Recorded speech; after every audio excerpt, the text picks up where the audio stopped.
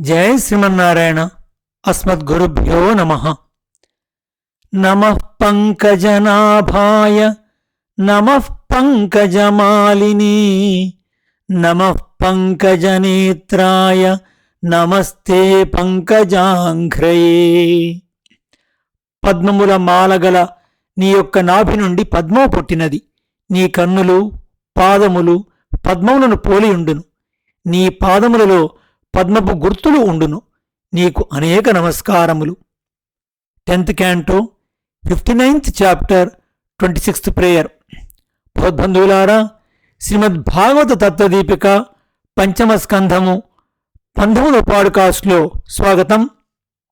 ఇంతవరకు పంచమ స్కంధంలో ప్రియవ్రతుని చరిత్రం పూర్తి చేసుకుని భూగోళ వర్ణనలో మనము ఇలావృతంలో ఉండేటువంటి సంకర్షణ యొక్క అంశమైనటువంటి రుద్రుని యొక్క విషయాన్ని, అక్కడ ఉండేటువంటి వాతావరణాన్ని, అక్కడ ఎలా ఉంటారు, ఎలా స్తుతించాడుతున్న విషయాన్ని తెలుసుకున్నాం. ఇప్పుడు ఇంకో వర్షంలో ఉన్న విషయాన్ని తెలుసుకుందాం. భద్రాసు వర్షం. భద్రాసు వర్షమునకు భద్రశిరువుడు అధిపతి. అచట ఉండు ఉపాసకులందరూ సాక్షాత్ భగవానుడగు వాసుదేవుని యొక్క ప్రతిరూపమగు హయగ్రీవుడను నామముతో వివరింపబడు మూర్తిని తమ ధ్యానములో సన్నిధానము చేసుకొని ఈ మంత్రమును ధ్యానింతురు. ఓం నమో భగవతే ధర్మాయ ఆత్మవిశోధనాయ నమః. చేతనాచేతనులన్నీయు తనకంటే వేరు కాకుండా తనకే చెంది ఉండునట్లు శరీరముగా గలవాడును జ్ఞానాది షడ్గుణములు గలవాడును అగు ఆత్మవిశోధనుడగు ధర్మజునకు నమస్కారము. వేదములలో పూర్వభాగము ఆరాధనా స్వరూపమును, ఉత్తర భాగము ఆరాధ్య స్వరూపమును తెలుపును. అట్టి వేదమును ధర్మమును ప్రవర్తింపచేయువాడు హయగ్రీవుడు. అతడే జీవుని అంతఃకరణమును శుద్ధి చేయును. రజస్తమో గుణములు అంటకుండా చేసి ప్రకృతి సంబంధమును తొలగించు బ్రహ్మ ప్రాప్తిని కలిగించును. అతడే ప్రాపకము ప్రాప్యము అయి ఉండును. ఇట్లు మంత్రముతో ధ్యానించి ఇట్లు స్తోత్రము చేయుదురు. భగవాను చేష్టితము చాలా విచిత్రమైనది. ఈ జనులు తమను చంపువానిని గుర్తింపజాలరు. ఇది భగవానుని మాయా వైభవం. ఈ లోకంలో తండ్రిని కొడుకు దహించి వారు సంపాదించిన ధనముతో తాము బ్రతకవలనని కోరుచుండును. తుచ్చములకు విషయములను సుఖముగా సేవించుటకు చేయకూడని కర్మ ఉపాయమని తలంచుండును. ఇది అంతయు మాయా ప్రభావము. మాయ భగవాను లీల. వేదాంత విద్యను అభ్యసించిన వారు కూడా జ్ఞానులై ఉండియు ఈ విశ్వము నశించున్నది అని ఎరుంగుదురే కాని పరిపూర్ణముగా అనుసంధింపజాలరు. దానికి కారణము మాయయే. ఎంతటి వేదాంతులైనను పుత్రమరణాదులలో శోకమును అనుభవించుట చూస్తున్నాము. ఇది భగవంతుని లీల, ఆశ్చర్యము. దీనిని తొలగించుటకై సంసారమునందలి ధర్మములతో సంబంధము లేని నిన్ను నమస్కరించుచున్నాను. అనేక భేదములతో కూడిన విచిత్రముగు జగత్తును సృష్టించియు నేను సృష్టించు వాడను కానని నీవే చెప్పుచుందువు. నీవు చేయు సృష్టి మొదలగు కర్మలు నాకు బంధకములు కావు. నీవు అవిద్యచే ఆవరింపబడిని వాడవు. నీకు విశ్వమంతయూ సమానమే. దానికి నీవు ఆత్మగా ఉందువు కాని బాహ్యమగు జీవుల కర్మలే వారి సుఖదుఖములకు కారణములగును. వానికి తగిన శరీరములను నీవు కల్పింతువు కాని నీకు పక్షపాతము గాని నిర్దయత్వము గాని లేవు. యుగాంతమనందు తమస్సు రాక్షస రూపముగా వచ్చి వేదములను కనపడకుండా చేసినది. అప్పుడు నీవే పాతాళము నుండి హయగ్రీవుడుగా రూపము దాల్చి వచ్చి వేదములను యాచించిన చతుర్ముఖునకు వసంగితివి. అట్టి అమోఘమగు చేష్టితములు గల నీకు నమస్కారము. ఇప్పుడు హరివర్షం. హరివర్షమునందు ఉపాసింపదగిన మూర్తి నరసింహమూర్తి. ప్రహ్లాదునకు అనుగ్రహమును ప్రదర్శించిన రూపమిది. అతనికి ప్రియమైన ఆ రూపమును ఆ వర్షమునందు మహాభాగవతుడుగు ప్రహ్లాదుడు అనన్య భక్తితో ఆ వర్షమునందలి ఋషులతో కలిసి ధ్యానించుచుండెను. ప్రహ్లాదుడు దైత్య దానవ వంశములను పవిత్రము చేసిన చరిత్రము గలవాడు. ఆ వర్షమునందు ప్రహ్లాదుడు వర్షపురుషుని ఈ మంత్రమునే జపించుచు ధ్యానించుచుండును. నమో భగవతే నరసింహాయ నమస్తేజస్తేజసే ఆవిర్భావిర్భవ తమోగ్రస గ్రస ఓం స్వాహ అభయం అభయం ఆత్మని భూహిష్ఠ్యా ఓం క్షౌం. ఈ మంత్రము జపించుచు ఈ క్రింది విధముగా స్తోత్రము చేయుదురు. మంత్రముకు అర్థం: చేతనాచేతనములు అన్నియు తనకే వినియోగపడినట్లు ఉండువాడును, జ్ఞానం మొదలగు 6 గుణములు గలవాడును అగు నరసింహుడే మాకు శరణము. అతని సేవయే చేయువారల మగుదమగ కాక నరహరి సర్వ తేజస్సులను ప్రకాశింపచేయువాడు. తాను ప్రకాశించుటకు వేరొక తేజస్సు యొక్క సహకారము ఆవశ్యకము లేనివాడు. ఓ నరహరి, మాకు ఆవిర్భవింపుము. మా కర్మవాసనను దహింపుము. మా కర్మవాసన చాలా అధికముగా ఉన్నది. దానిని దహించి మాకు అభయమొసంగువాడవై ప్రకటముగా భాషించుము. ఇంకనుట్లు స్తోత్రము చేయుచుందురు: ఈ విశ్వమునకు అంతకు మంగళమగుగాక. దుర్జనులు క్రోధము వదలి నిర్మలమగు మనసు గలవారగుదురు కాక. నిర్మలమగు మనసు వారలగుదురుగాక. మంచి బుద్ధితో అందరూ ఒకరినొకరు మంగళమును కోరుచుందురుగాక. సకల భూతముల మనస్సు ఫలమునందు కాంక్షలేక భగవానుని యందే ప్రీతి గలది అగుగాక. మాకు గృహ పుత్రదారాదులయందు ధనమునందు బంధువులయందు సంగము కలగకుండుగాక. భగవద్భక్తులయందు భగవదాలయములందు సంగము ఏర్పడుగాక. భగవానునకు ప్రీతిపాత్రులకు వారితో చేరుటచే మనసు శాంతమగుగాక. శరీరములో భగవానుకిని విభూతికిని సేవ చేయుటకు మాత్రమే అవసరమైన వస్తువులను ప్రాణములను నిలుపుకొనుటకై ఆహారముగా స్వీకరించు వారము అగుదముగాక. అట్లు సంతృష్టి చెందిన వారికి భగవత్కథాశ్రవణము ఆచార్య లాభము కలిగి ఈ బంధము నుండి విముక్తి శీఘ్రముగా లభించునుగాక. ఇంద్రియ పోషణమే ప్రధానముగా విషయములందు కోరికలతో బ్రతికడి వానికి సిద్ధి సులభముగా లభింపదు. భగవద్భక్తులకు జ్ఞానుల సంగము చేతనే మా మనసునకు భగవద్ధ్యానము చేయు సామర్థ్యము లభించినది. పవిత్రముగు భగవానుని కీర్తి గంగాది తీర్థముల వలె స్పృశించిన వారిని పవిత్రము చేయును. మహాపురుషుల అనుగ్రహముచే శ్రోత్రేంద్రియము ద్వారా భగవత్కీర్తి నా హృదయంలో ప్రవేశించి మా మనసులో ఉన్న మాలిన్యమును తొలగించి నిర్మలమైన ధ్యానము చేయు సమర్థము అగునట్లు చేసినది. భగవానుని గుణములు లీలలు అతి పవిత్రమైనవి. వానిని ఎవడు సేవింపడు? ఐహికమైన ఫలమును కోరకుండా భగవాన్ని ప్రేమించిన వానిని ఇంద్రాది దేవతలు ప్రేమించి వానికి ధర్మాదులను శమదమాది గుణములను కలిగించి వానిని అనువర్తించుచుందురు. మహాపురుషులను సేవించని వారికి గొప్ప గుణములు ఎట్లు కలుగును? భగవద్గుణములను విడిచి బాహ్యమగు విషయములకై ప్రాకులాడి వారికి మంచి గుణములు కలగవు. చేపలకు నీరు ఎట్లు ధారకమో అట్లే దేహధారులకు జీవులకు సాక్షాత్ భగవానుడే ధారకుడు. అట్టి వానిని విడిచి గృహములకు సంబంధించిన వానియందు ప్రీతిగల వారైనచో వారి వయస్సుచే పెద్దలగుదురే గాని జ్ఞానముచే పెద్దలు కారు. దంపతులు సుఖలేశమను భవించి ఆనందించుచు అది ఏ ఆనందమని భ్రమింతురే కాని వారికి పరమాత్మానుభవము కలగనేరదు.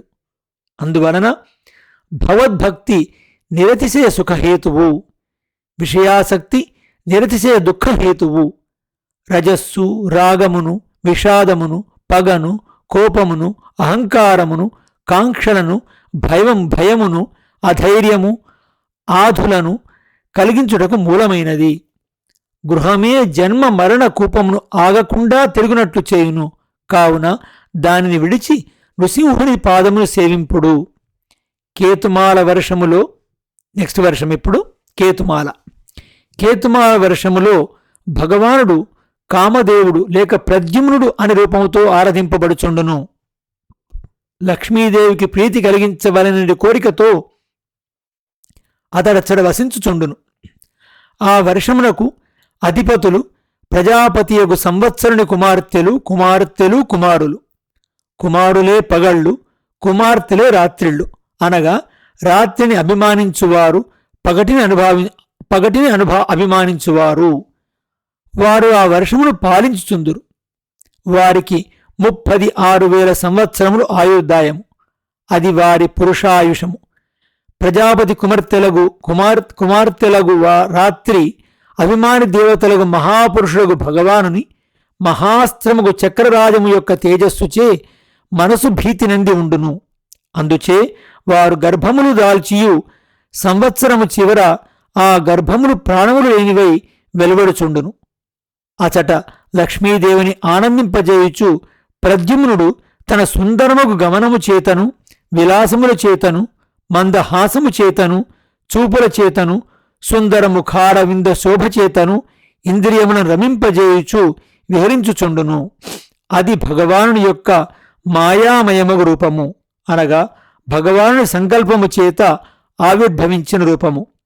అచ్చడి ప్రజాపతి కుమార్తెలు సమాధిచే ఆ రూపమును ఆరాధించుచుందురు. వారు ఈ క్రింది మంత్రమును జపించుచు ప్రద్యుమ్నమూర్తిని ధ్యానించుచుందురు. ఓం హరాం హ్రీం హురూం ఓం నమో భగవతే హృషీకేశాయ స్వగుణ విశేషైః విలక్షితాత్మనే ఆకూతీనాం చితినాం చేతనానాంచ విషాధిపతయే షోడశకలాయ ఛందోమయాయ అన్నమయాయ అద్భుతమయాయ సర్వమయాయ సహసే ఓజసే బలాయ కాంతాయ కామాయ నమస్తే ఉభయత్ర భూయాత్. ఇచ్చట ఉపాసించబడు దైవము భగవాను మూర్తియగు ప్రద్యుమ్నుడు. అతడే హృషీకేశుడు, అనగా ఇంద్రియములను నియమించువాడు. ఈతడే కామదేవుడు. ఈతనికి సత్యజ్ఞానాది గుణములు, గాంభీర్యాది గుణములు ఉండుటచే జీవుల కంటే అచేతనము కంటే విలక్షణముగా ఉండును. ఈతడే అందరు చేయు క్రియలకు, జ్ఞానములకు, మనస్సులకు, కర్మేంద్రియ జ్ఞానేంద్రియ మనస్సులు చేయు క్రియలకు అధిపతి. పంచభూతములు మనసుతో కూడి ఉన్న 11 ఇంద్రియములు శరీరముగా గలవాడాతడు. ఛందస్వరూపుడు, అన్నమయమగు వ్యష్టి సమిష్టి శరీరములకు అంతరాత్మ అయి ఉండును. అంతేగాక జీవాత్మలకు కూడా ఆత్మ అయి ఉండును. కాలమునకు కూడా అంతరాత్మ అయి ఉండును. ఈతడే సహస్సు అనబడెడి మనోబలమునకు, ఓజస్సు అనబడి ఇంద్రియముల శక్తికి, బలము అనబడి దేహశక్తికి కారణమైనవాడు. ఆ నిరతిశయమగు ప్రీతి అతని వలనే కలుగును. అతడు మనోహరముడగు కాముడు. అట్టివానికి ఎదురుగా వెనకవైపు మేము నమస్కరించుచున్నాము. ఈతడు లక్ష్మీదేవికి ప్రియుడు. అట్టి నిన్ను వ్రతములతో ఆరాధించి సంసారంలో స్త్రీలు నీ అనుగ్రహముచే భర్తను పొందవాలని కోరుచుందురు. వారు భర్తలు అనుకొనడి వారు ఆత్మలను, బిడ్డలను, ధనమును, ఆయుష్యును కూడా కాపాడజాలరు. వారు భర్తలు అనుకొనడి వారు అస్వతంత్రులు. కర్మవశముచే వారి శరీరములు భర్తలుగా ఉద్దేశింపబడుచున్నవి కాని పతియను శబ్దముచే వివరింపబడి వాడవు నీవే పతివి. నీవు దేనివల్లనూ భయం ఎరగని వాడవు, కర్మవశుడవు కావు. అందుచే నీవు అందరినీ అన్ని వేళలా రక్షింపగలవాడవు. నీవే భయముచే పీడింపబడక ఈ జనమును అన్ని భయముల నుండి కాపాడుచున్నావు. నీవు పరిపూర్ణమగుటచే వేరొక దానిని దేనినీ కోరవు.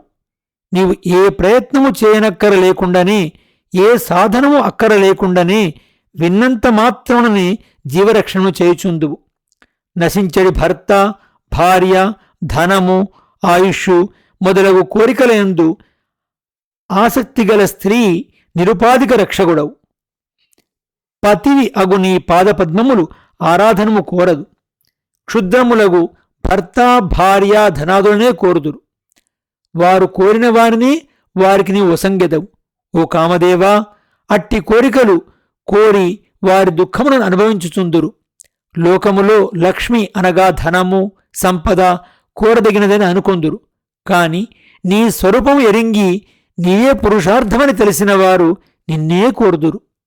ఐశ్వర్యమును పొందవలని బ్రహ్మ, రుద్రుడు, ఇంద్రుడు, సురలు, అసురులు కూడా నీ పాద పద్మములను శరణు పొందక ఇతరములకు తపస్సులు చేయుచుందురు. అయినను వారు లక్ష్మిని పొందలేరు. నీవు ఎవరిచేతనూ జయింపశక్యము గానివాడవు, అనగా లక్ష్మి నీయందే మనసు నిలిపి ఉన్నది. అగుటచే నిన్ను విడిచి ఉండదు. నిన్ను కోరిన వారికే నీతో విడదీయరాని లక్ష్మి లభించునని వారు ఎరుంగరు. నీతో చేరి ఉండుట చేతనే లక్ష్మి అనగా ఐశ్వర్యము కూడా పురుషార్థమగుచున్నది. లక్ష్మి కూడా ఆ ప్రద్యుమ్నమూర్తిని ఇట్లు ప్రార్థించుచుండును. నీవే కావలనని కోరువారి శిరసులయందు కృపతో నీవు నీ హస్తమును ఉంచెదవు.